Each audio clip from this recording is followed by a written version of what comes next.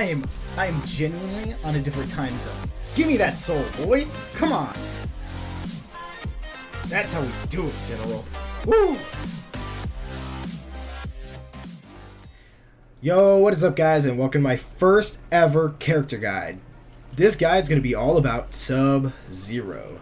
Now, before we get started, I did want to say a lot of work and time and research and practice went into this video, so I'd greatly appreciate if you could leave a like and subscribe if you enjoy it, as it would massively help the channel. It would, boost the video, get it out there, and it would allow me to make even more guides in the future.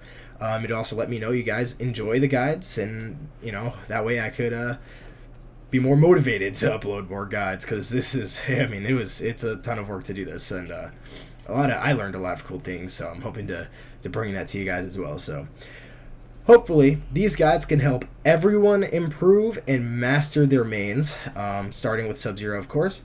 This will also be naturally a bit of a longer video, so there is just so much to cover, so I just kind of give you a warning. I'm not sure how long it's going to be as of recording this part, but it's going to be quite a long video.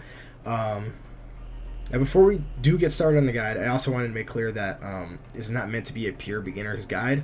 It's kind of targeted at intermediate players who at least have a basic understanding of fighting game terminology. So just be prepared for that. But if you are a beginner, don't be intimidated by that, as I'm sure it's not that confusing and you guys can catch on pretty quickly. I'm just going to try and do my best to explain in as much detail as possible, so I don't want anyone to be confused by it. So if you are a beginner, don't feel the need to click away, because I'm sure you are smart enough to understand, because anyone watching this channel is by default an actual genius. So I'm just saying, stick around if you want to learn something new, if you just like the content, whatever the case is. Now, I'm going to quickly give a reminder on button terminology in case some of you guys forgot, but going forward after this, I'm just going to assume you guys know. Stand 1 is light punch, which is X on Xbox and square on PlayStation. 2 is heavy punch, which is Y on Xbox and triangle on PlayStation. 3 is light kick, which is A on Xbox, X on PlayStation. 4 is heavy kick, which is circle on PlayStation and B on Xbox. So now that that's out of the way, let's get into it. We're going to be sectioning off the guide into 5 parts, starting with general game plan, then neutral play, offense and combos, defense, and finally Kameo usage and selection. All sections will be timestamped at the top of the description below, so if you want to look at any specific sections or skip to any specific part that you may need help in, or you feel that you need help in the most, please feel free to go to the description, click on the timestamp part that you are looking for. So starting with the general game plan. The general game plan with Sub-Zero is mostly trying to hit your 50/50s, or getting your opponent frozen either through Ice Ball or Ice Clone, and then converting to damage from there. Now, a lot of people are going to say that Sub has trash, abysmal damage, but I really don't think that's the case. It's not as bad as people say it is. If you pick the right Kameo and you use the right combos, you can consistently get like 40-ish% on one bar with Sub-Zero, which is honestly pretty good. Now, yes, his general damage on his own is on the lower side. I will say that. I'm not going to outright tell you that Sub hits like a truck when everyone's telling you he doesn't. He does have generally lower damage, but with how many touches you should be getting with Sub-Zero, it's gonna snowball pretty quickly. So I'm sorry. I can't promise that'll be the last one in the video. With that being said, I really think that as the sub player, you should aim to be as aggressive as you possibly can. This also includes an aggressive style of defense, because Sub-Zero has some tools that allow him to play that way. Like Ice Clone is a great one, and EX Slide are also great. But I'll talk about those more in detail in the defensive section of the video. Sub-Zero has a health pool of 1,000 health, so that's about average for most characters in the game. It says 1,050 on my screen right now because I have Serena and she gives you She gives you an extra 50 HP. So if you guys don't know, cameos do add or subtract HP, or they leave it at neutral, depending on which one you use. And in Serena's case, she just adds an extra 50, so that's why it says 1050 and not just 1000. But because Sub-Zero, he's an average sized character and he doesn't struggle at all to close the gap for zoners, he doesn't really need the extra health because he's not going to be taking any extra hits like a bigger character or a slower character would. So that's going to be about it for general game plan. Like I said, 50-50s, getting your opponent frozen. That's like kind of the most basic way of putting it. But strap in. We're about to dive into the deep end. And we're going to start with his neutral game plan. Starting off, Sub-Zero has some average speed buttons. Stand 1 is 7 frame on startup. Stand 2 is a little bit slower for a stand 2, being 10 frames, whereas most characters in the game have like a 8 or 9 frame stand 2. Stand 3 is pretty decent at 10, and stand 4 is honestly great at 12. Yeah, they all hit high, but that's literally super common for MK if you guys don't know that. But his stand 4 is also +3 on blocks. That allows you to go into a mid versus throw mix-up. Now, obviously, the forward one's a bit on the slower end for a mid, but you're going to just use your down 1 afterwards because you're +3, so you have the advantage. Your opponent cannot, he's not going to be able to out poke you there in that sense. So once you train them, you could go for throws after they start blocking and, kind of mix everything up from there. But again, I'll dive a bit deeper into that in the offensive section of the video. Sub-Zero's down pokes are pretty good. They all have great range, and honestly, there isn't a speed penalty, I guess, for having the range. Like most characters who have rangy pokes tend to have slower pokes on startup. Sub-Zero, that's really not the case. He has the average down 1 speed of 7 frames, the average down 3 of 10 frames, 9 frames on down 4. All pretty good, and even his sweep is really good.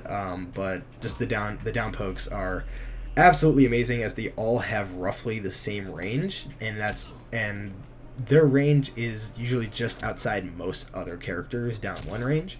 So, for example, Sub-Zero's down 1 has that little icicle that comes out, and that gives him just enough range to actually outpoke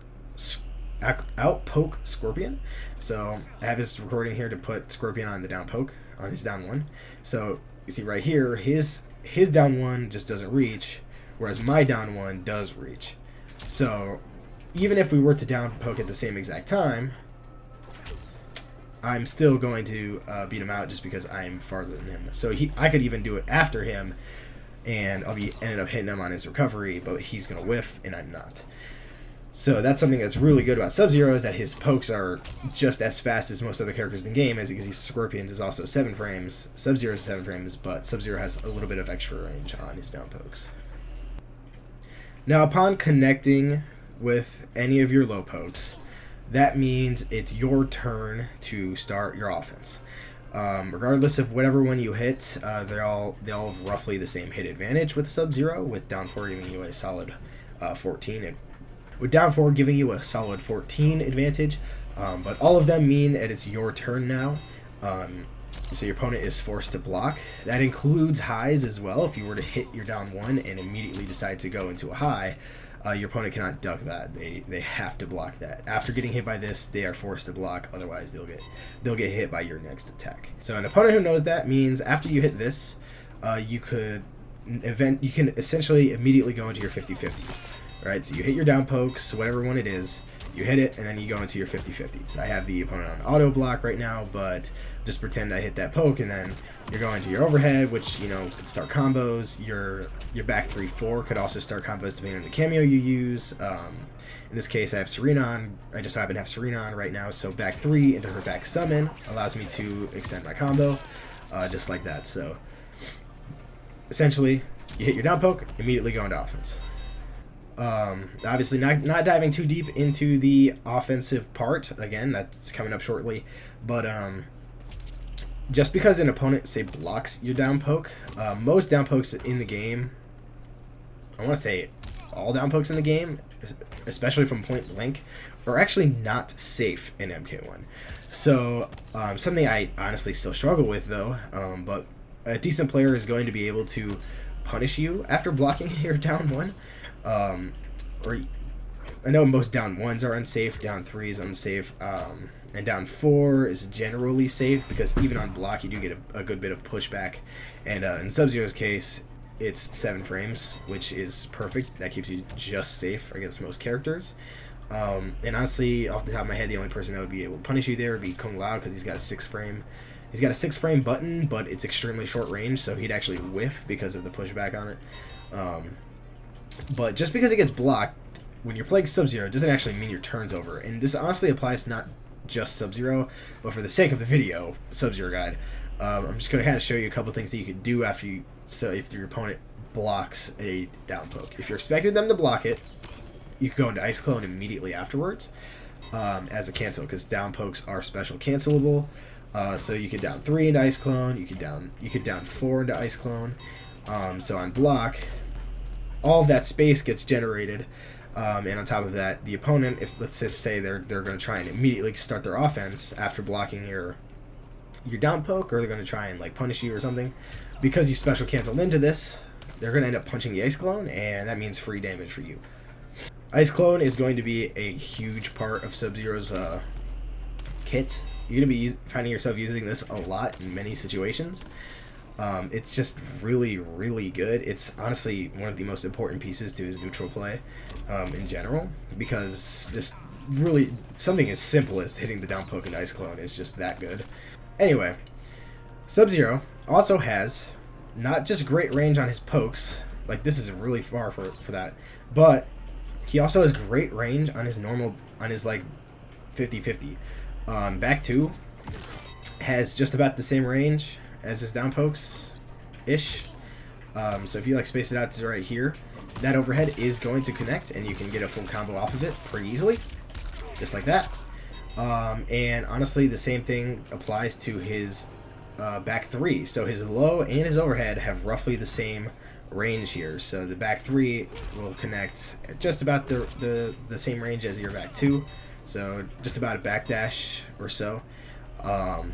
And you have your max range on your back 2 and your back 3. And because they're so rangy, this honestly makes you a threat from pretty deceptively far out. Like if I'm the Scorpion player here, maybe I'm not quite thinking about that 50-50 mix, but Sub-Zero, he definitely he can definitely hit me with it. And on top of that, your forward 1 also has just about the same reach, that backdash. Damn, now it's not reaching. But it's just about, I think it's a little bit shorter, but it's got just about the same reach, which is great because it does hit mid. So your opponent, you can catch him trying to duck or whatever the case is, you could come back and hit him with this for a full combo. And because they all have great range and, you know, they're decently quick, they are really useful for whiff punishes, which is going to be a pretty big part for Sub-Zero, especially if you were to do something like this into clone, and the opponent's expecting that. You have all of this space now, and, you know, just say the opponent whiffs, you would literally just take a quick step up, and then, you would just take a quick step up, and then you would immediately go into, you know, some of your offense there. Obviously, you do have to try and space it out better than I am, but you guys kind of get the picture there. Now, lastly, for neutral, I kind of went over this like up close and personal section with the pokes and, you know, stand 4 and all that good stuff, and then kind of like this mid-rangey spot where you want to be playing with Sub-Zero. But if you are playing an opponent who wants to be full screen, and zone you out or whatever, Sub-Zero is one of the best characters in the game for dealing with that. His Ice Ball is immaculate. You do not want to trade with Sub-Zero. It's been the case in every single game with Sub-Zero. You do not want to trade with him because you're going to get frozen, and that pretty much guarantees a full combo for Sub-Zero. Sub-Zero also has this slide that ducks underneath projectiles. So, for example, I got I think he's rotating through the other for the other two, whatever. For example, I got him set to throw spears out like this. They hit high, so you could duck them. It also means you could slide underneath them, just like that. So any projectiles coming your way, you're going to be able to low profile it with your slide and literally hit them from full screen as long as you time it right, just like that. And it counts as a full punish. And then the great part about that is that Sub-Zero's EX slide actually does act as a pop-up. It has armor too. I didn't time that right to go underneath it, but it acts as a pop-up. And you can only combo using the right Kameo, which in my current case, Serena cannot do that. But I'll definitely be showcasing that in a second. So when you're full screen like that, Sub-Zero's got Ice Ball to trade, which if you're too far, you could always just slide for a punish. Not the greatest punish, but like I said, if you're playing in that perfect little range for Sub-Zero and you do end up trading, you could very easily convert for a full combo. Don't do what I did though, because that's like horrendous fucking scaling. I mean, that full combo just did 26. But if you do end up doing that and you're at the right range, you can dash up, hit your back two, and do this whatever bread and butter combo you want. Maybe max damage combos that you can find, whatever. And then the last thing to do with zoners is, again, using Ice Clone, because the Ice Clone can actually eat a projectile for you, which could allow you to not even trade with the opponent. You would pop Ice Clone and immediately go to Ice Ball behind it, so that the Ice Clone will then, I'm not timing this very well, but the Ice Clone will eat the projectile in front of you, and then your Ice Ball will come out and hit the opponent, and you don't have to worry about trading at all. So you could save yourself from damage as well while hitting them with the Ice Ball, and really no other character in the game can do that.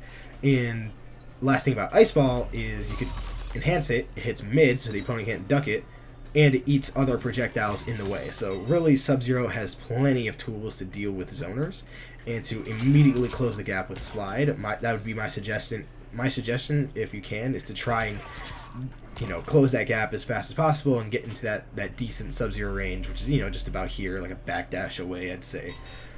And finally, as for anti-airs, Sub-Zero, I personally prefer to use stand 1 if you can just kind of go for the buttons.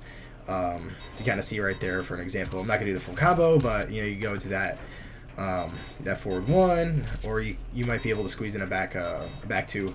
But honestly, his best form of anti-air, in my opinion, would just be to Ice Clone and have them fall on top of it, because then you can get a guaranteed back 2, just like that. Which I dropped the combo, but you guys get the idea. Just because they'll literally end up falling on it. You can't block in the air or anything, so guaranteed extra damage from there. So that's about it for Sub-Zero's neutral game. Let's get scrubbing and stop jumping. So that's about it for Sub-Zero's neutral game. He's honestly really good in neutral. Like, he has pretty much full control over the spacing and pacing of the match. And you're going to come to find that out pretty quickly as you play him, just because he's great from a distance, because he can easily counter zone. He has a great, not the best range in the game, but really good range where you're about to backdash away, which is whiff territory from most characters. And yeah, your stand buttons aren't going to hit, but your important buttons like back 2, back 3, and your forward 1 are just about in that range as well. So you're gonna consistently be able to get some whiff punishes in for great damage.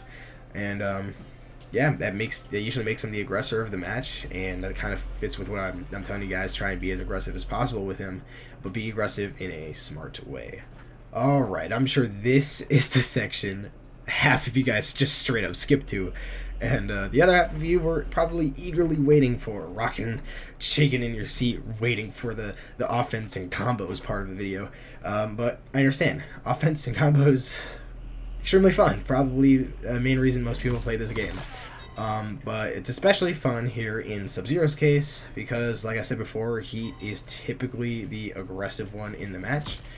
He almost has complete control of the pacing and the spacing of the match. So I know feeling like you're in control of the game is addicting, I would say. And honestly, that's part of the reason why I like Sub-Zero so much, because I feel like I'm constantly the one who's dictating where the match is. So starting with opening up the opponent, one of his best ways to do so is obviously I've mentioned this before, his bread and butter 50-50s. His back 2, his back 3, and just combo off of it. It's honestly that simple on paper. It really is. Now, as I say, it is simple. I am also going to outright tell you right now, it's not. As you get better and better, and you face better and better competition. Mostly for back 2. Back 2 is reactable at 24 frames on startup. Generally, the community agrees that 16-ish frames is reactable. At 24 is decently more than that, so most players, myself included, if I'm locked in, could definitely react to the back 2 overhead startup. So that does mean that with back 2 being a full 11 frames slower than back 3, because back 3 is at 13 frame startup, which is not reactable. Because it's so much slower, a player is going to be able to fuzzy guard that. What I mean is they're going to be able to block the low first and then react to the overhead. So they'd be able to block the thing that's unreactable, see that you're not doing that thing, and then react and block overhead. Essentially, that allows them to play for both options, and it's going to make it very difficult for you to actually utilize that 50-50 in a way that like a true 50-50 would be. And by true 50-50, I mean if back 2 was around the same startup as your back 3, and that way your opponent wouldn't be able to fuzzy guard and react to it, because it'd just be too fast to react to, and it'd be the same as the back 3, so that there really isn't anyone you'd play for first. Now, once you notice that your opponent is doing this to you, you do have some options still. If they just outright stand block back 2, if they outright just stand block back 2, you don't have to just do nothing and eat the punish. Because back 2 hits twice, overhead and then high, you could actually special cancel the first part of back 2 into something like Ice Clone, which I told you is going to be very important, and this is another instance where it is. Ice Clone is going to allow you to stay completely safe after that. So if you can hit confirm, if you can see that this gets blocked, go to Ice Clone. Personally, I honestly can't right now. I'm not sure how many players can. But I would just kind of assume they're going to get hit by it, which does kind of suck, because if you do end up hitting them with it, you're going to sacrifice damage by putting the Ice Clone up. But honestly, if you can hit confirm, if you can train yourself to do it, definitely utilize this, because this is going to keep you extremely safe. You're not going to get punished for using back 2. Yikes, voice crack. You're not going to be punished for using the back 2, and if they do attempt to press any buttons, they're going to hit the Ice Clone, get frozen, then free combo. You know the drill from there. And the great thing about going back into Ice Clone as well is that it pretty much completely resets the neutral, and it leaves you at just about where you want to be for Sub-Zero spacing. You're a little bit farther out than you would like to be, but you could definitely take a quick step forward and get to that perfect little range. And allow you to regain control over the match from neutral again, as your opponent's going to have a lot of work to do in order to try and take the turn away from Sub-Zero, or even just to earn a turn with Sub-Zero, just because they've got the Ice Clone in their face, so they really can't just dash up or anything like that. Whereas you have a brief window to go up and immediately try and start your offense. As you can see, the back 2 comes out just before the Ice Clone goes away, so your opponent's not going to be able to step up. So, while Ice Clone is also extremely good to cancel that back 2 into, you also have a whole array of options to do so, options to use as well. Personally, I like to use Kameo summons too. Like if I don't want to get to create all that space again, which usually it's not a bad idea, or for say if if your opponent's expecting Ice Clone, they could technically reversal and armor through it. So you could do a couple of other things, but if you just want to keep a mix-up going, depending on the Kameo you're using, you can use summons. In like Serena's case, you could use this. And even if your opponent does hit you, at least one of those projectiles will come back and hit them, allowing you to possibly even combo from it. Serena also has this one, which I've shown already. It leaves you -3, so it keeps you safe. It does end your turn, but it keeps you safe in point blank with your opponent. Important part is that it keeps you safe. Now I will go over who I think are the best 3 cameos to use with Sub-Zero in the cameo section of the video. I just happen to have Serena right now, so I'm just kind of showcasing a couple things you can do with her. I do really like Serena with Sub-Zero. Spoiler alert, she is in the top 3, but I'll tell you where I place her in the top 3 when we get to that. Some players also do like to get gimmicky with this back 2 and do some crazy shit like this. Well, they'll do back 2 and immediately do the slide for a low. Don't do that shit. If you're Sub-Zero, don't do it. A lot of players now have gotten used to that stupid little gimmick, and they're going to just overhead block low immediately. There's no incentive for them not to block low, because the follow-up is a high, and there's no overhead follow-up from it unless you're using, like, Striker, for example, because then Striker can do an overhead off a Kameo summon. But for the most part, do not go to slide, because you're going to just get punished. It's literally just as unsafe as the full back 2 string.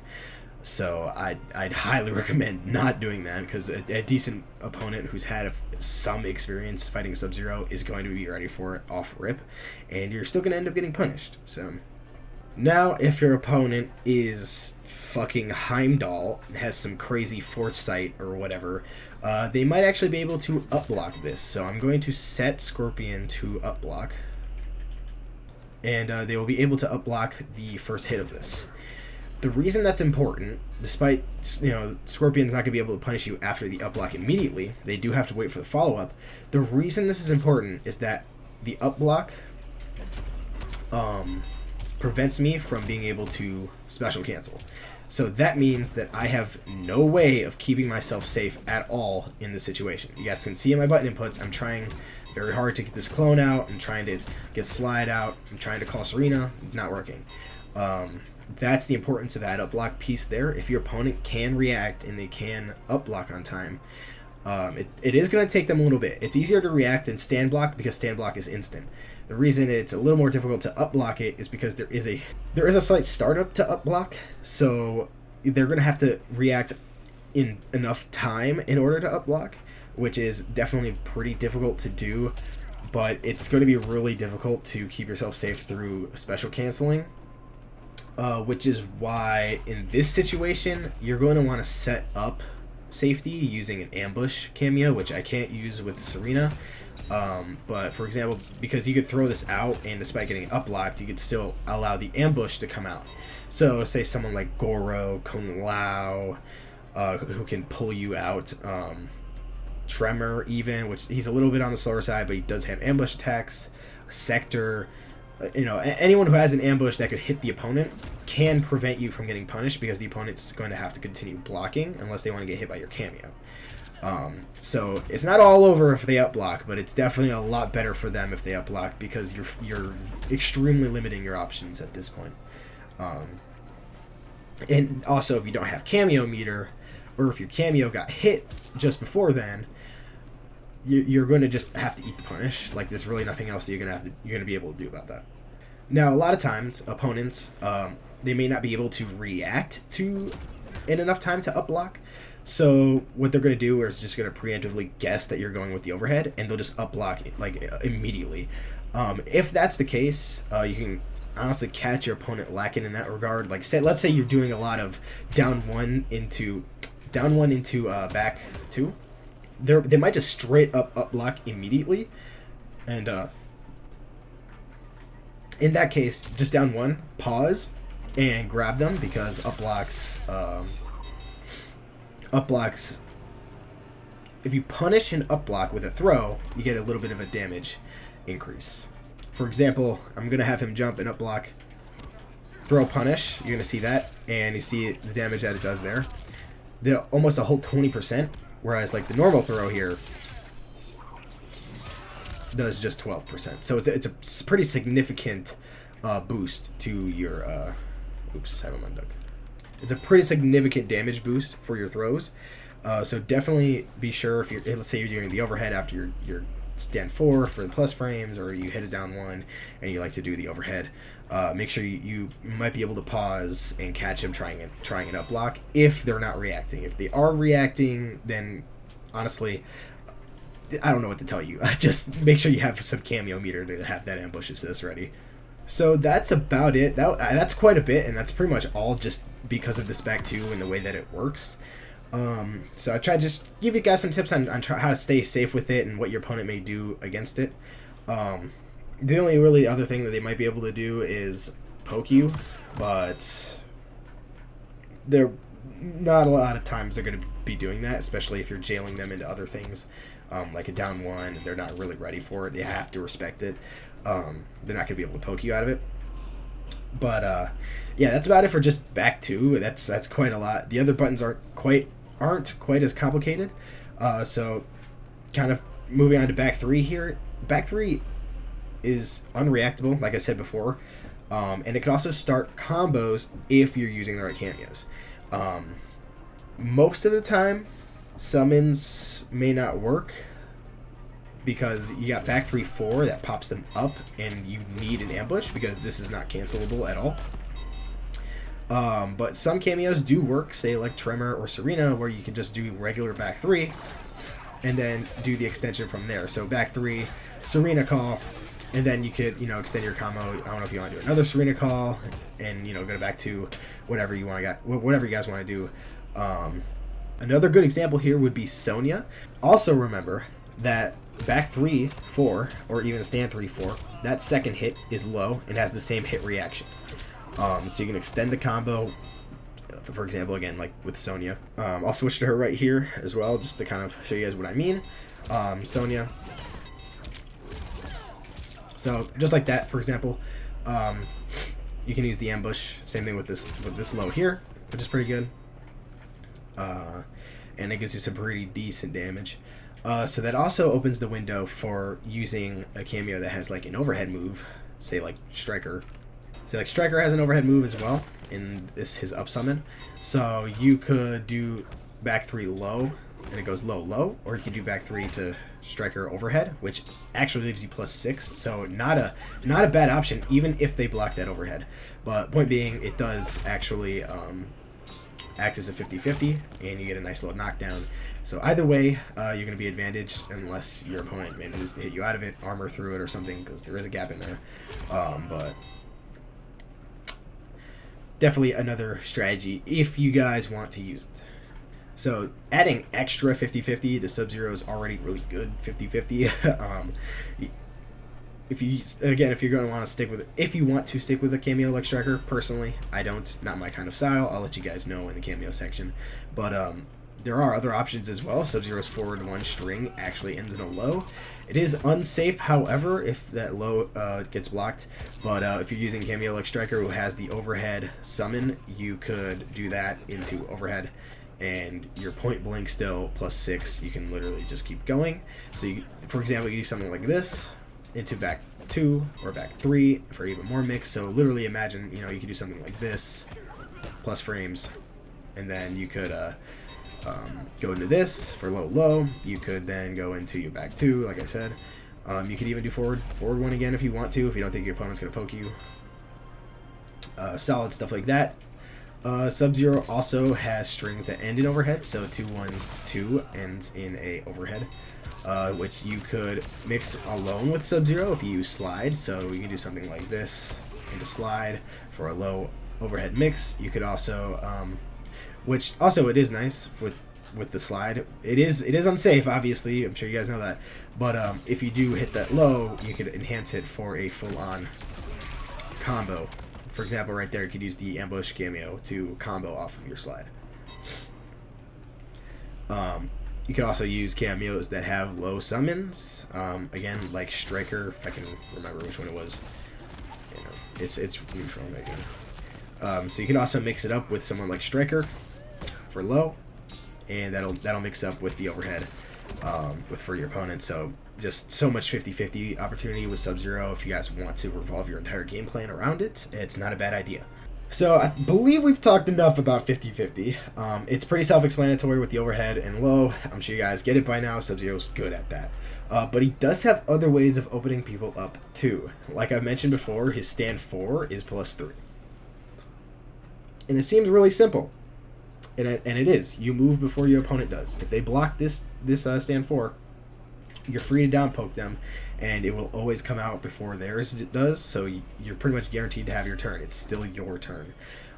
So then you could do this into more 50-50 if you want, but you could also, what I like to do is mix in more of the mid versus throw mix, so you'd get this step forward a little bit, because it does push it back a little bit, and you'd get a throw, or you would hit them. You could step forward as if you're going to throw, and then go for a mid or a low mix.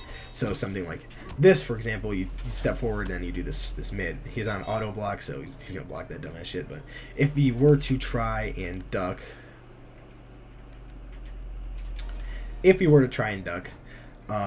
just pretend you've hit this, and they're gonna duck your throw for a full punish. That's what they're playing for. You could do your back 3. Your back 3 low, which honestly Striker's not the greatest for converting off of, but you know, something like that. Or you could also do your forward 1, which it hits mid and allows you to extend your combo fully, which is also really nice. So that's kind of the whole point of that mix, is to try and force them into trying to duck your throw, because they don't want to get hit by it the whole time, and then just converting through mids or lows from there. Another cool thing that you can do through this stand 4, with the plus frames, you don't even have to dash up either if your opponent tries to steal their turn back, which is something they should be mixing in as well, because if you're going to be doing something like back 2, where it's slow, their down 1's going to come out first and hit you still. So what you could do is something like this, and then you just back up, and they'd end up whipping an attack like down 1. Alright, so I have Scorpion set here to down 1 after he blocks. So, for example, see, he's going to down 1. So this is what I'm going to be talking about here first. This into back 2. See, he's going to get a counter just because back 2 is way slower than down 1. But also, if you do this, and I were to down 1, I'm going to beat him out because I'm advantage on block. What you could also do, like I just said, you can back up and attempt to whiff punish him. Just like that. So you can whiff punish using your back 2. You could use your forward 1, back 3, whatever you are more comfortable with. I'd recommend whiff punishing with back 2 as much as you can, because you're going to get the most damage output on your combos if you start them with back 2. So definitely try and keep that in mind. But it's definitely a good idea too to try and hit this and then just back up, and you're going to force a whiff out of your opponent. And you do have to time it right. It's a bit tricky. But if you can get the hang of it, then it's a great idea as well when your opponent's trying to force the issue and steal their turn back. Another good thing that you can do here with Sub-Zero is simply staggering the strings that he has. So you may not be advantaged on them, but your opponent will assume that the next part of that combo string is coming out. So if we were to do something like, you know, you're using this quite a bit, where it ends in an overhead, and it's safe, you could do that full string. They might be trying to play for the overhead by blocking it. Maybe they might try and up block something. You could just end the string early and do something different. So like, let's say you walk up and they're going to just try and block this. They've been doing that a lot. You would just do the first two attacks, and then you can throw. And your opponent's not going to be expecting it because they don't want to get hit by that final hit. You could also just straight up do the first hit with stand 1, something like that. You can do the same thing with stand 2-1-2. So you just do this, stop, and then you would throw. You do have to time it right, because if your opponent may be able to react on time to poke you out of whatever you're going to try and do with the stagger. But again, you could always just stop it even earlier using just the stand 2, something like that. Staggers are definitely really good, something you should be mixing into your game decently often, just to try and keep your opponent guessing as to what you're doing when you're stopping your combo strings. Because sometimes they may think, oh man, maybe you stopped at this like twice in a row, right? Then you could continue it afterwards. Let's say if they try to like poke you or something, you can just continue it and they'll get hit by that next attack, and you'll be able to combo from it if you're ready to hit confirm. And briefly, if you guys don't know what I mean when I say hit confirm, I know I've said it quite a bit in the video. It just means being able to see whether your opponent has blocked an attack or has gotten hit by it, and you will confirm that they've gotten hit by it visually, and then you would confirm it by canceling into a special move and extending the combo from there. Also, you can confirm if they block it and don't do the special move afterwards. Now, do be careful when you are staggering combo strings. Some opponents, like myself, I'm sure you guys, any regular viewers of my channel have seen that I am obsessed with trying to micro duck my opponent right now. Because a lot of strings in MK, a lot of buttons in MK start with highs. Every stand button, for the most part, is a high attack. So a lot of times, if your opponent's trying to play the stagger game, it's going to be starting with a high. What your opponent's going to end up doing is just micro ducking that first hit and then interrupting with their own like stand 1. So for example, I've got Scorpion set to do his 1-2-2 string, which does start as a high and is, it could commonly be staggered from Scorpion players. So what I would do as the person defending myself against this is, and I know you're trying to do this a lot, I'm just going to immediately duck this first hit and combo on my own like that. See that? And it's a free punish. So duck and immediately punish. Just like that. Leads to a full ass combo. Very easy. And all you really have to do, it's not, obviously it's in no way a reaction. It's just a tendency kind of read where I'm assuming my opponent is going for this 50-50 mix. So you can easily just duck and go for a punish from there. So definitely be careful if your opponent likes to do that, as it could really get you into some trouble. So definitely be sure to also just try and mix in your mids as well. And lastly, for this offense and combos section is for your combos. Just try and experiment with them and try and find your own combos that are best for every situation. For example, like if you're micro ducking, your best course of action is likely to hit your fastest button, which is usually your stand 1. So what you'd end up doing is what I was showing you, micro duck into stand 1 and combo from there, because if you press a button that's too slow, the opponent's follow-up attack will end up hitting you. And obviously you don't want that to happen. Now, general rules for Sub-Zero combos are, like I mentioned before, his back 2 leads to his best damage on its own. So stuff like that, that's going to be doing 30, whereas like doing something starting with stand 1, into this is going to literally be less than just starting with a raw back 2, just because you have this extra freeze. And speaking of freezes, you're really only going to want to extend combos with freeze later into the combo. Now, obviously, if you start off like you traded projectiles with freeze, just do your best damage in combo, and just don't worry about it at all, because you can't double freeze. So you're just gonna want to do your bread and butter, or your whatever highest damage you can think of. But if you end up hitting your opponent without freeze attached to it, it's a great way to extend combos. Let's see if I can try and hit one right here.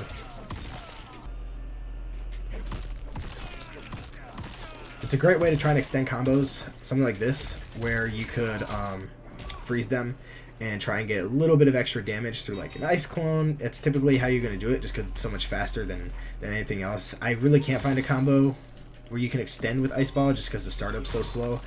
But ice clone is great, especially when you're talking about being in the corner. When you're in the corner, you can do something like this with ice clone, where you could just freeze them immediately like that, and you would freeze them up at the top, like right there with ice clone. Or you could do something a little bit more like that if you want to.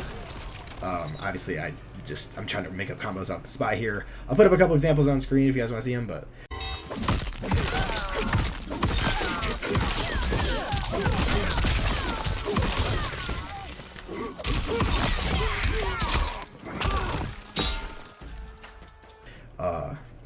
yeah, ice clone's a great combo extension tool. Mostly in the corner, like I did showcase, like you could do this string and then ice clone underneath it for some combo extension as well, which isn't a bad idea. But if you are going to freeze to extend your combo, do it later in the combo so that the damage scaling isn't as bad, because the earlier the freeze, the sooner the damage scaling starts, and your combo is just going to end up hitting, you know, like you're punching in your dreams or something. So it's definitely not a good idea. Also, if you do end up hitting freeze first, the scaling is going to happen. That is inevitable, and personally, I would avoid pouring resources into that combo unless it'll kill. If your combo is going to end the round, I would pour as much resources into it as possible, like Fatal Blow and Meter, and Kameo Meter. Honestly, Kameo Meter is not super expensive because it recharges on its own, so I would say if you do get a freeze, don't be afraid to use Kameo. Use Kameos to extend if you want to, and you have some good ones cooked up with it. Definitely don't be afraid to use your Kameo, but resources like Meter and Fatal Blow, I wouldn't do it just because it would scale too heavily, and it's honestly not worth it in my opinion. You can use that Meter for something else. But if it is going to end the round, never hesitate to use the Meter, because the round is what you're playing for. So if it's going to end the round, use it. Now, as for his combos, you may have noticed already based on the examples I've shown you and the things that I end up doing live here, his combos can very easily go from mid-screen into the corner. His corner carry is fucking immaculate. He will drag your ass into the corner from mid-screen if he wants to, and you do not want to be cornered with Sub-Zero. He's putting you in timeout. You're going to have to sit there. You're just going to have to take it, because, like I said, he has plus frames on the stand 4, and in the corner, there's no pushback. You have 50-50, in which you're not going to be able to space yourself away from Sub-Zero because there's nothing to dash away from. There's no more room for you. So you're stuck dealing with it. You're stuck dealing with staggers, the stand 4 plus frames, like I said, the 50-50s. Anything, you know, you want to cook up with a Kameo, just, you know, I have Sector now, like maybe you want to cook up with some missiles, and bam, now you got to deal with even more shit. The corner is brutal. And even more so because Sub-Zero does some amazing corner damage. Like I've showed you guys before with Sub-Zero, who I'll put up some examples right here. Sub-Zero, his corner damage is immaculate because you can extend with the clone at the end of the combo and get even more. And you could very easily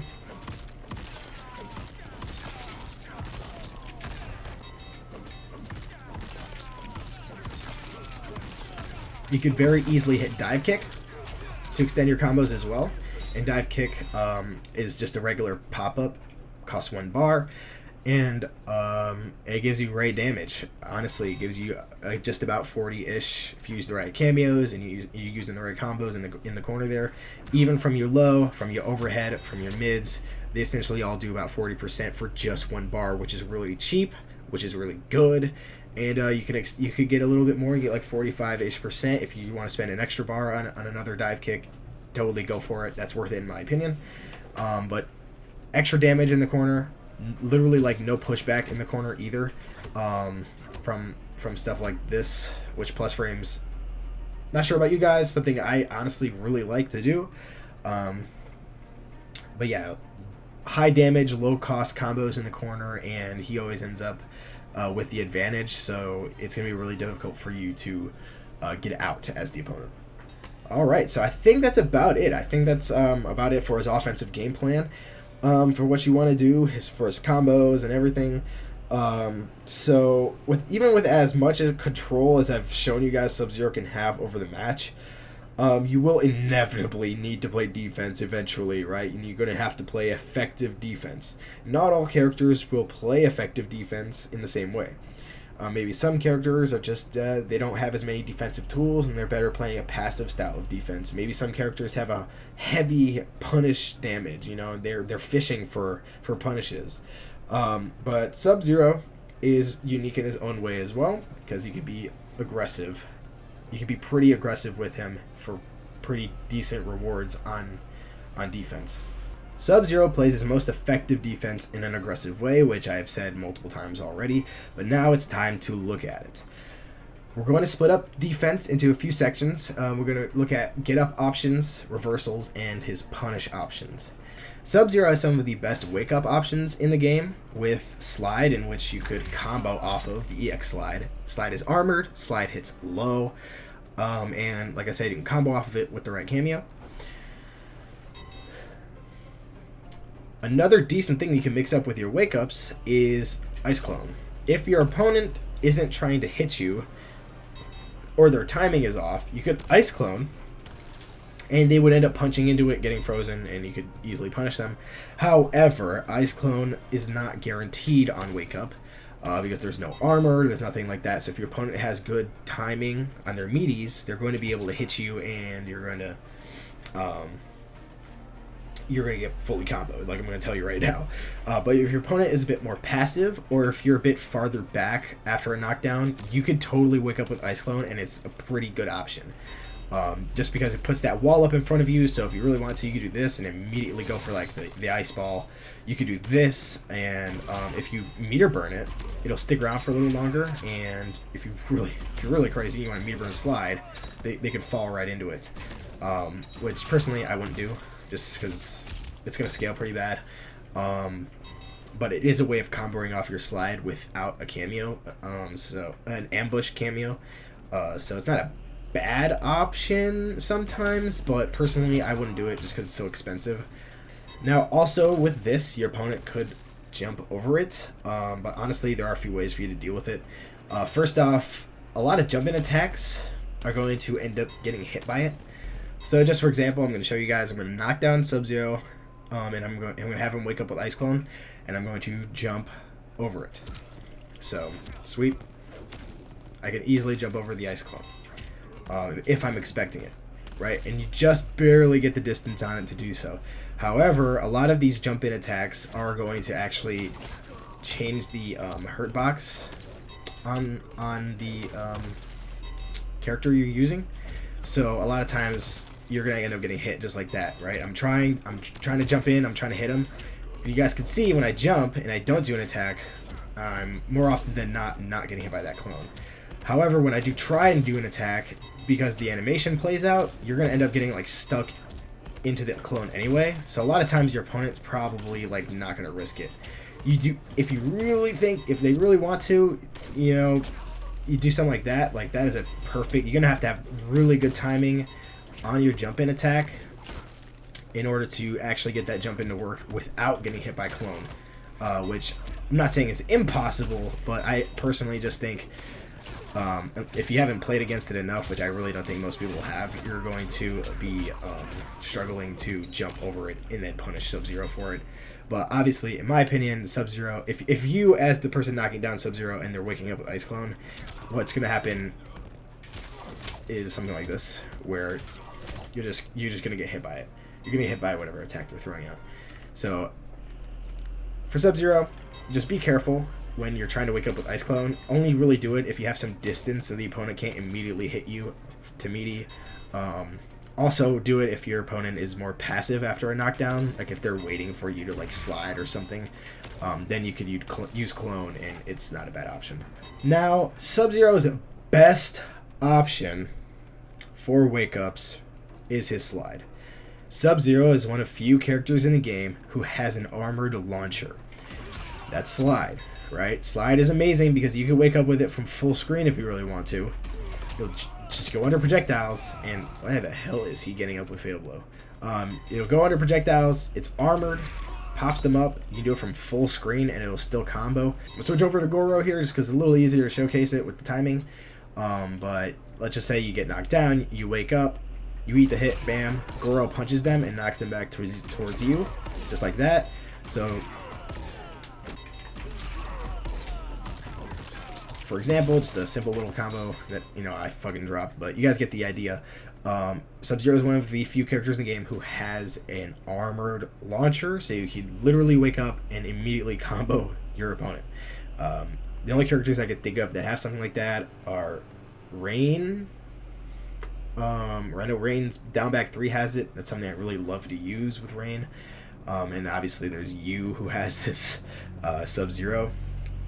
Other characters I can think of that could, if they're using the right cameo, maybe like Quan Chi's Dropkick and Reiko's down back 3. I know you can combo those with Tremor.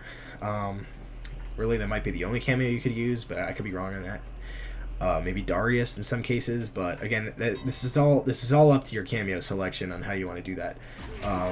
But Sub-Zero does have it available to him, and it makes his wake up slide that much better. Now, last thing about slide is obviously it's unsafe on block. But if you're using the right Kameo, the Kameo that could, like, it has an ambush and it can combo. This same Kameo, like Goro for example, could actually keep you safe on that wake up, because he'd come in, he'd punch the opponent, and you're essentially stealing your turn back by that point, and you're not going to get punished for using this wake up. So definitely really good. My recommendation would be using a Kameo who has this ambush, some sort of ambush attack, like Goro, Sector. You know, they could use it to extend combos, because Goro could also extend combos through this, which is definitely really good. But yeah, EX Slide is by far your best tool as an aggressive defensive tool. I would wake up with it probably more than you would think, because then you could also, if you train your opponent to just start blocking, you could literally just get up throw if you're close enough. And again, that would make them passive, and you can wake up with Ice Cologne, and once again start dictating where the match is and the pacing of the match, even with your back on the ground, because this could force your opponent into being passive, which allows you to be more aggressive. Now we're going to talk about reversals really quickly, because reversals are the same two moves that I've mentioned before. If you were to block an opponent's down one, for example, if you were to block it and your opponent wants to try and force the issue and take a turn back or something, you could always Ice Clone to get out of that distance, and go back to neutral. So it's definitely not a bad idea to use Ice Clone there. Using Ice Clone at the end of your opponent's combo strings too isn't bad either. You can always reset the neutral really easily and allow you to take control of the match once again. That's really the most I would use the clone for, though, when it comes to as a reversal. Just simply because the clone, it's too slow to come out and be active if you're trying to use it in between gaps.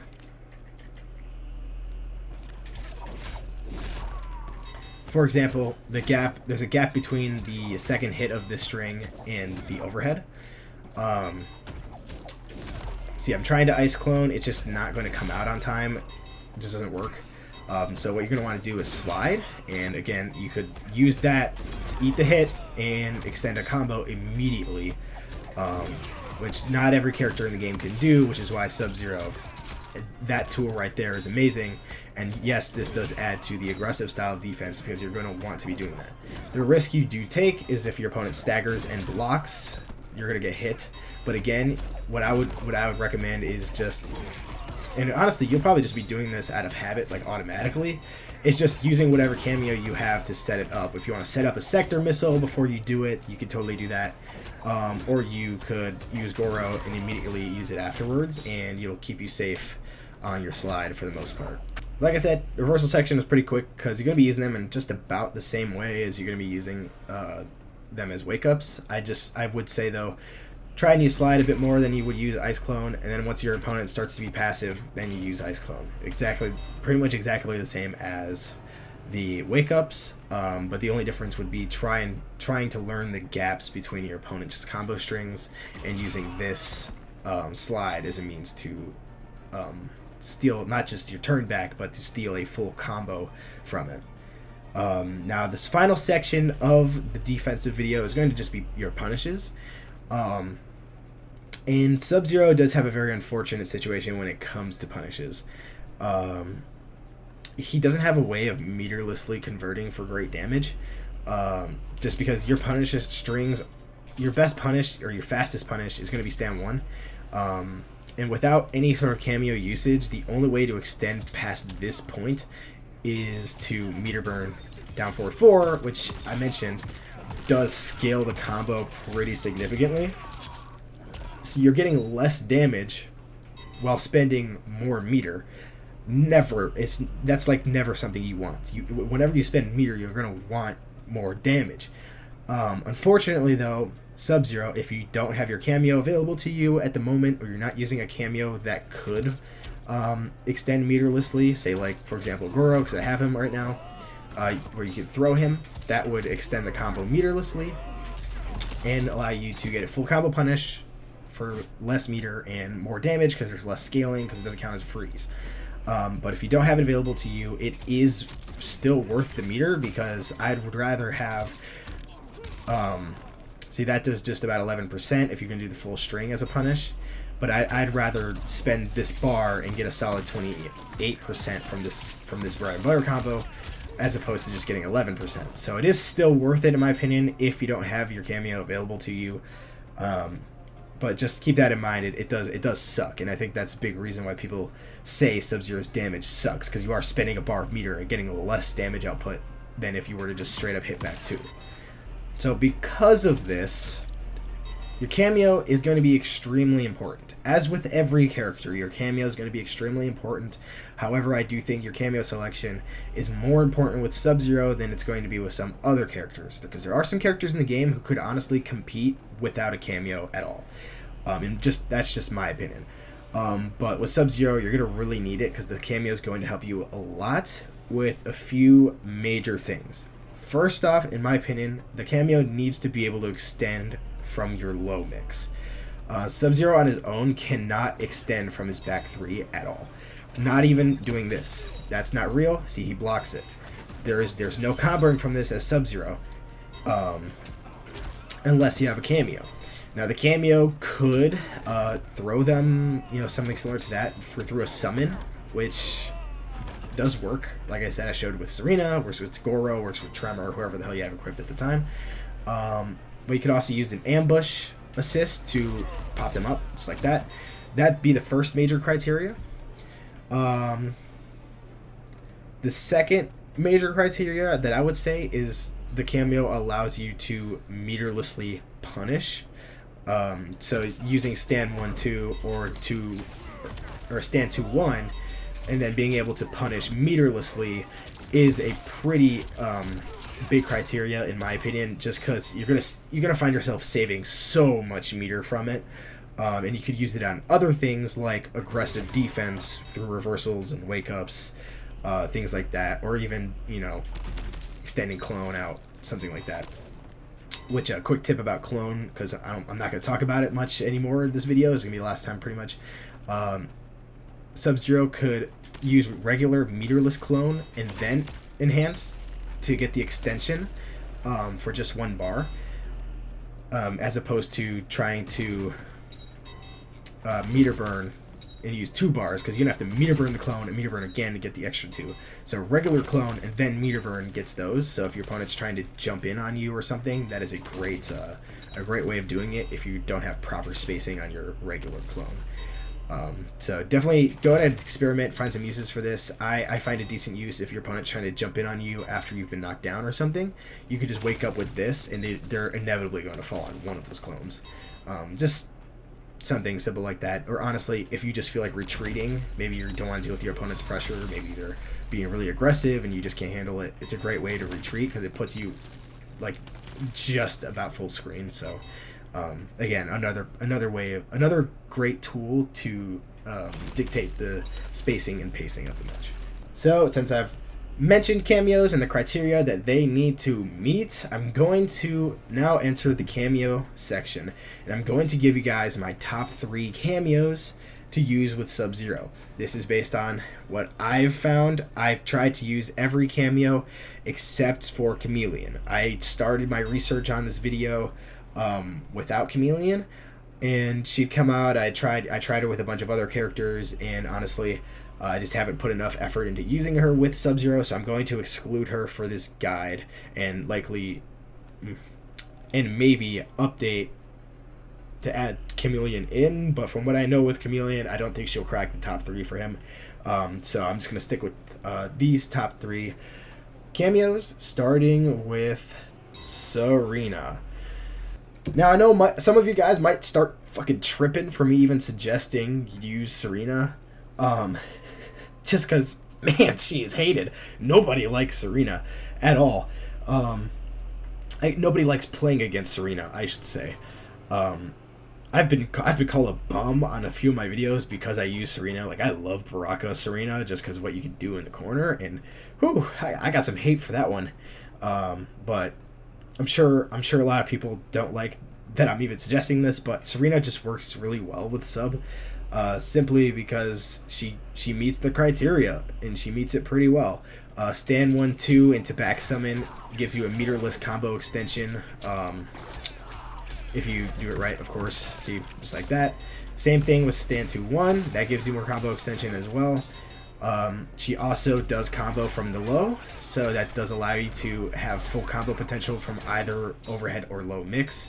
She can keep you safe on your back 2 through the down summon or her back summon.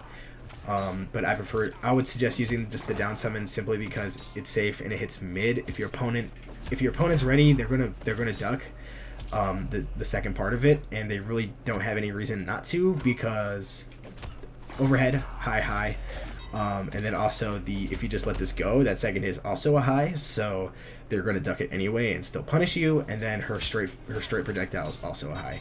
So I would do her down summon just because it hits mid. And it keeps you safe at -3. You do have to end your turn, but it'll keep you from getting ducked. The other reason I like using Serena so much, and the reason she did end up cracking the top 3, is because Sub-Zero's corner carry is really good, similar to Baraka. And you guys probably see where I'm going with this. When you're in this corner, you're going to want to have Serena's ambush, this meter drain thing, up as much as possible. You're not going to see the meter drain just because I have it set to 3 bars, but as long as that is up, there you go. You can see it drain now. But as long as that is up, it's going to drain their meter. So you can do something like, let's say you get a punish, you're going to do this Serena. Call in. Oh, damn! I'm trash. Can't believe I just dropped that. But you do that. Back to. You gotta get better timing than me, I guess. There you go. You're gonna call her in right there, to drain the meter as you are comboing the opponent. And right there, she left just in time for the combo to finish. So you drained about the entire bar from your opponent. And because you need 3 bars in this game to break, they're not going to be able to break at all so long as Serena is up. There's no breaking. They're going to have to eat any damage you throw at them, and they don't have a choice. On top of that, it might, even if it drains them to where they have less than a bar, they're not going to be able to armored wake up, allowing you to just relentlessly torment them with pressure in the corner, and they really can't do anything about it other than just play defense. So because you're going to end up in the corner so often with Sub-Zero, because you're going to end a lot of your combos with slide, and a lot of his combos naturally have just insane corner carry, you could inevitably just do something like this, where you're just going to end up doing these combos that drain the whole bar of meter, and your opponent's just going to get stuck in the corner until they either guess right on a 50-50, you do something wrong, whatever the case is. It's gonna be really, you're just gonna be putting your opponent through hell when you get into the corner. Now, despite all of that great stuff with Serena, there is a reason I did put her at 3. Having to commit to the back summon from back 3 does ultimately mean it's going to be really hard, if not impossible, for you to hit confirm. So you're going to end up doing this a lot, where they're going to block your low and then have these come out. And they're going to very easily be able to steal a turn back, because they're just going to duck those, and they're going to poke you. And you're just going to have to respect it. They may, depending on what character they're playing and how they defend themselves against it, they may even be able to punish you for doing that. So you're going to ultimately end up committing, and it might not be the best case scenario for you.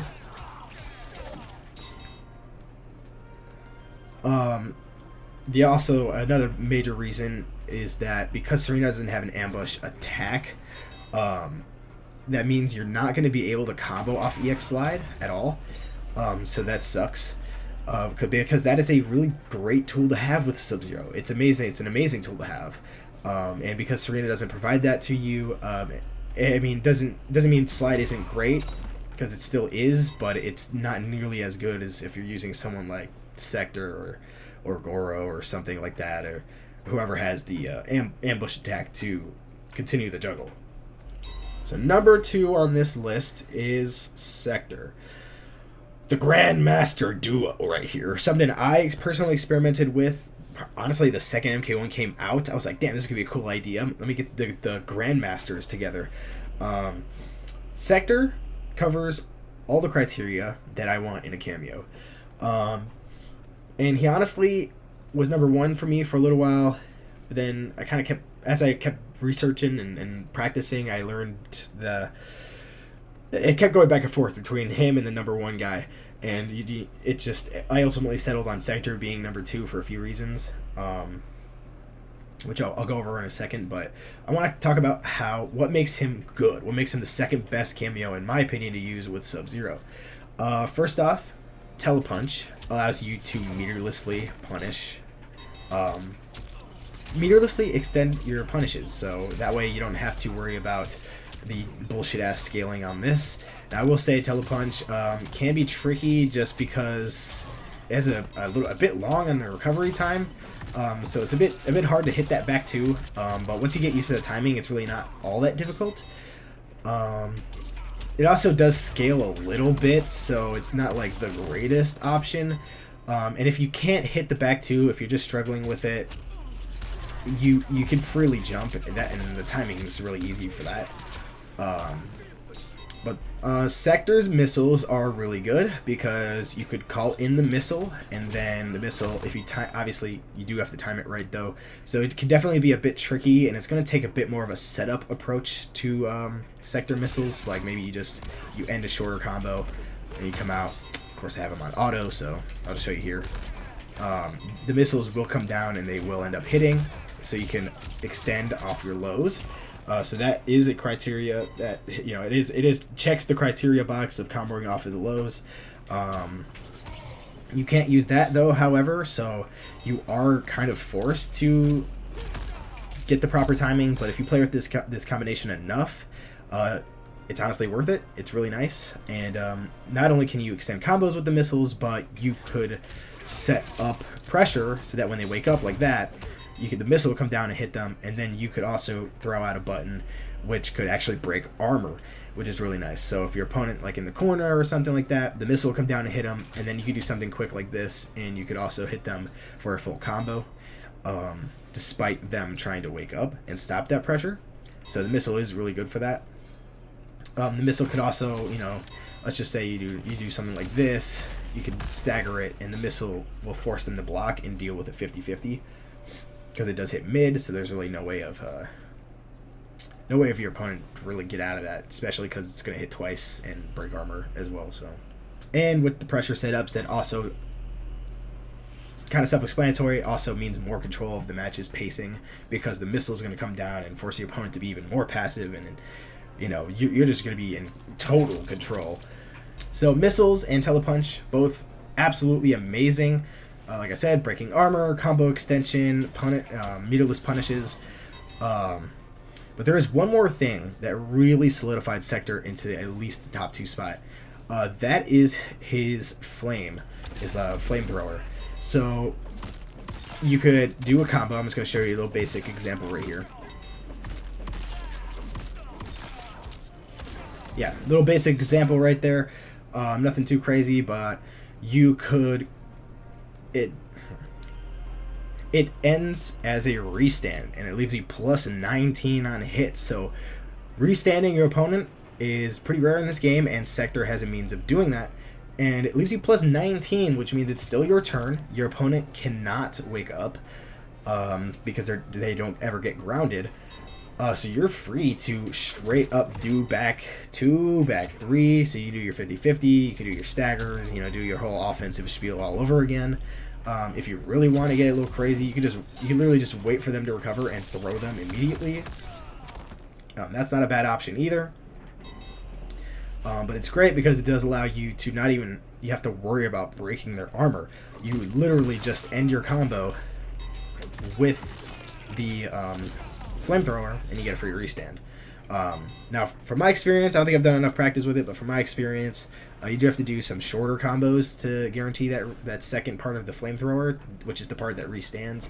But I would say that it's worth it for the most part, because it allows you to just continue pressuring, and you could essentially, if you play it right, you could get a whole sequence off where you're doing like multiple.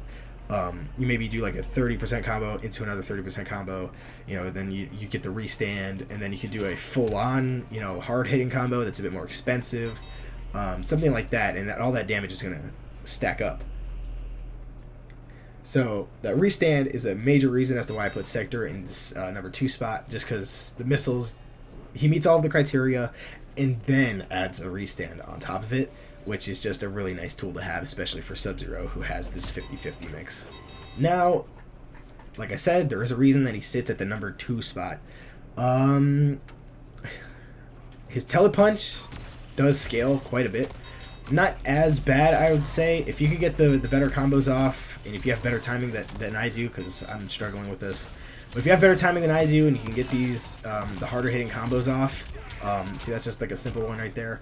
But if you could get the longer and better combos off, it does do better damage and cheaper damage than if you were to do this. So it is unfortunate that it does scale more than I'd like it to. The timing is also difficult, so you may shy away from doing the better damaging combos. So that's also kind of adds some factor to the Telepunch. And Sector, yes, you can use missiles to combo off of Meter Burn Slide. However, because missiles do take so long to come out, you can't use it in kind of the way that I was showing with like Sonya or Goro, where you could do slide and immediately summon it, because that's just not going to work. Like the missile just takes so long. It's going to be something you're going to have to like set up for. So if you just call in Sector like this, you also have to kind of like aim the missile. Then you can, yeah, sure, you can hit it, but because it takes so long and you have to set it up, it's going to be extremely difficult, if not impossible, to actually use it as a reversal or a wake up.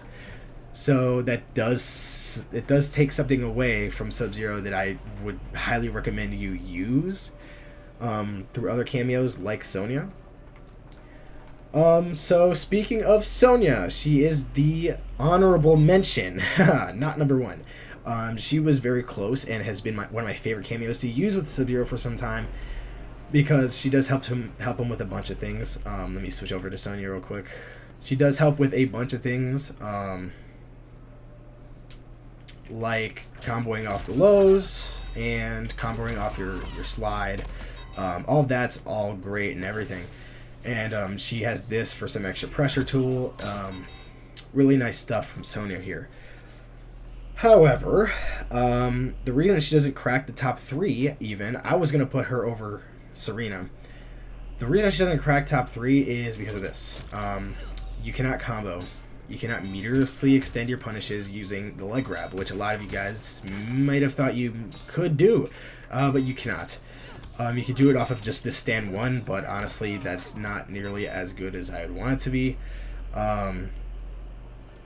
And you can technically extend with it if you're in the corner, because it gives you enough range to do so. But it's very situational, and there are cameos that are capable of punishing, like I showed you, Sector, Goro, Tremor, Serena. They're able to punish meterlessly from anywhere on the screen, whereas Sonya has to be in the corner.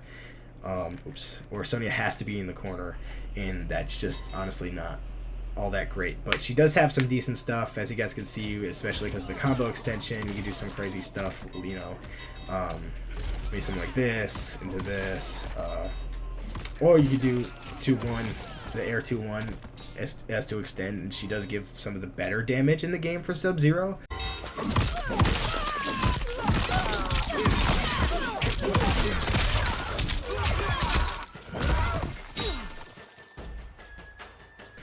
I would say she probably has close to, if not the best damage output as a cameo for Sub, but honestly, it's just not worth it for any other aspect of it, just because like this is very disappointing to me. And finally, after hours of labbing and experimenting, I have decided that Goro is by far the best cameo to use with Sub-Zero. Because he obviously, in order to be number one, he meets every criteria that I ask for in a cameo for Sub-Zero. He gives you meterless punishes very easily. Something like this, very simple. Meterless, you can get it from 2-1 as well. 1-2, like I just shown. You can get it from back 3 if you feel so inclined to do that as well. Goro also has his up punch, or whatever you want to call it, so you could do this into the Shokin punch, and you would very easily be able to extend your combo. Oops.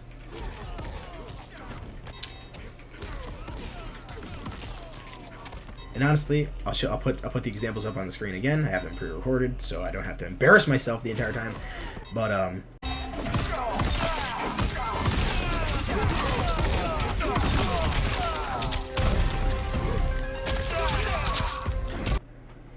yeah, lots of good stuff that you can do with him. And he adds a lot more than just those criteria. Like I said, his punishes, they do end up scaling less than Sector's telepunch. They're a lot easier to convert off of, so you can do something like this. You can dash up into back 2. Honestly, fairly simply, very easily. His up punch, which does allow for you to extend combos off of your low, so you can do stand 3-4 or back 3-4. It allows you to extend. This also does, like I've shown earlier in the video, this also does apply to slide, which is very easily able to be used. You can use it off of reversals, you can use it off of wake ups. It gives you really decent height on it as well. So you're able to, I mean, look at that, I did it early enough to where I missed the back 2, but you're able to get some really decent extension off of it. EX slide, combos, they scale pretty heavily on their own, which is fair. It's an armored launcher, so I mean, I wouldn't expect a whole lot of damage from it, but it's much better than straight up just doing the slide. But definitely some really good stuff there. This also does apply to forward 1-2-4, because you also get that same hit animation. You get the punch here for combo extension. And I'll show you why that string is important in a second. Goro's up punch also allows you to stay safe on back 2. See, like that. If you time it just right, the opponent's going to have to deal with it, and it's going to keep you safe, possibly even get you some plus frames so you can keep going. You could also, if you want to, you could also back 2 into punch walk, and that'll keep you safe as well. If your opponent doesn't up block it, if you feel like that's a better option, you can always go for that as well. Now I'm going to play an example up on screen right now. Something that was great about Sector is also possible with Goro. You can break armor.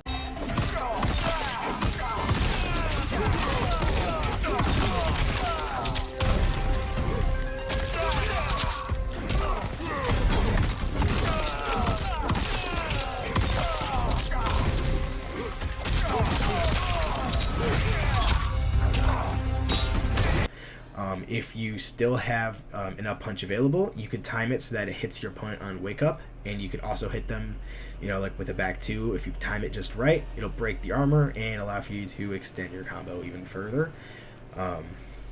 Or I guess allow you to extend your combo and do even more damage against an opponent who wants to be aggressive on defense and wake up and use their armor and things like that.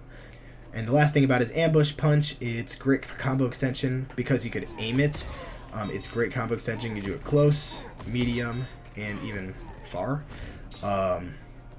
It's great for combo extension from mid-screen and in the corner, so it allows Sub-Zero to get great damage pretty much anywhere you are. And so now I'm going to circle back to his back summon. This right here is absolutely incredible for a few reasons.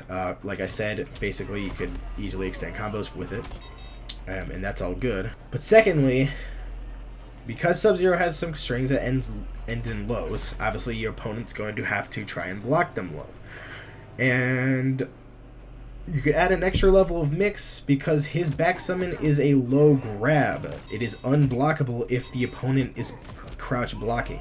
they will get hit by it and they will get extended into a combo.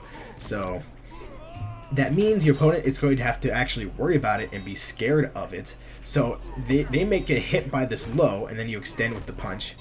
Or you could cancel it into this back summon and do a full combo off of that as well, which is extremely scary because you could do it from stand 3-4, back 3-4, and forward 1-2-3. All of which are great options, all of which can be extended through this punch for a full combo, and all of which can scare the opponent into blocking low and getting hit by this. If they don't block low or they try something stupid, they could jump, sure, go for it, but then you're just going to stagger, and then you're going to, anti-air in whatever way you like, whether it be doing this. You could literally do this and cancel into Ice Clone. That might catch them, but I would probably just stagger and time it just to kind of see where they're jumping. If they want to jump back, if they want a neutral jump, if they want to jump forward. I would just stagger whatever string you're going to be using and then use Ice Clone afterwards as a means to anti-air them. If that's your cup of tea, if you'd rather do stand 1, go for it as well. That's whatever. That's personal preference on anti-airs. But the fact is, you could use Goro as another means of mix-up to open the opponent up. And all of that is before you even mention Goro's unblockable stomp. There are unblockable stomp setups. I don't have any. I didn't really experiment with them because I'm more concerned with some of the other stuff. And personally, I wouldn't use them when playing this combo, simply because it's really expensive. Goro has to use both halves of his Kameo meter in order to perform the stomp. So that does mean you're going to have to fully commit to it, and then you're going to have to wait a while in order to use his punch, in order to use his back summon, whatever the hell you want to use him for. So personally, I wouldn't use Stomp just because it doesn't really fit this. Doesn't really fit Sub-Zero well. It does fit other characters better, but when you're going to be using this combination, definitely just stick to all of his other stuff because it has more utility and it's cheaper, in my opinion. So with all of that, I would say Goro makes for, to me, the perfect match for Sub-Zero. Like he fixes almost all of Sub-Zero's flaws. He takes everything Sub-Zero does poorly and he aids it and slaps a big ass bandage on it to make it just that much better. However, Goro does come with a few flaws of his own. He does have some downsides. I don't think there's ever gonna be such thing as a perfect Kameo. Goro as a Kameo does come with a minus 50 HP.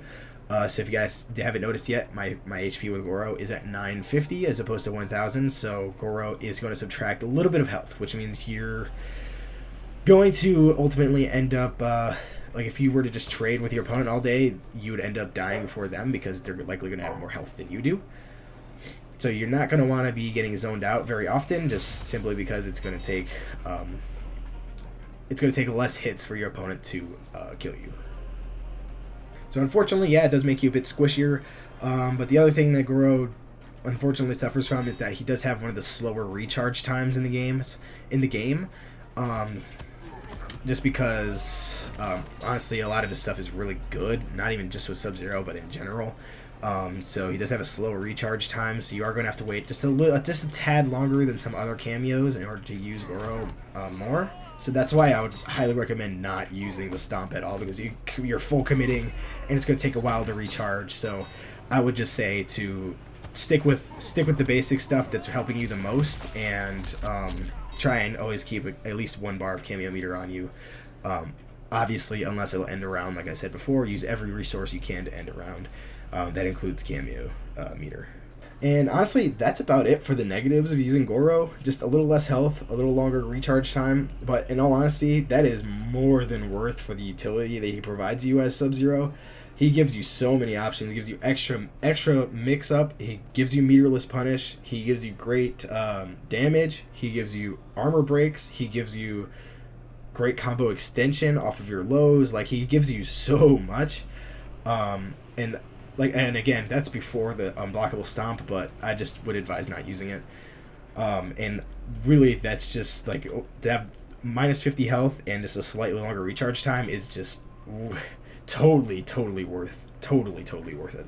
And that's going to conclude the Kameo section of today's video. And with the conclusion of the Kameo section, brings the conclusion of my first guide featuring Sub-Zero.